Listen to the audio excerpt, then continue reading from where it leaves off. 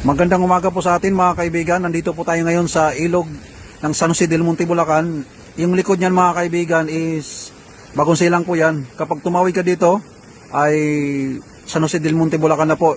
Itong side na to. Diyan ay Bagong Silang. At itong ilog na to mga kaibigan ay nandito po lahat yung dumi. Kasi Bagong Silang, dito sa kabila ay San Jose del Monte, Bulacan. Siyempre yung mga CR nila dyan, yung mga alam mo na. Siyempre lahat ng dumi ay dito po dadaan sa ilog na to. At gusto ko lang ipaliwanag sa inyo mga kaibigan na ang itong ilog nito mga kaibigan ay maganda talaga paggawa ng flood control. Oh. Walang sira yung flood control nila mga kaibigan. Oh. Yan. Gusto ko lang ipakita sa inyo na maganda paggawa ng flood control dito sa amin. Kasi yung ibang flood control na ginawa, yung iba nasira. Dito sa amin maganda paggawa. Oh. Oh.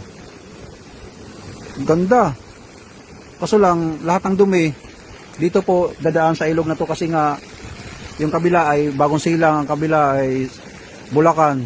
So, lahat ng dumi, dito po dadaan sa ilog na to mga kaibigan at siyempre, pupunta na yun sa dagat.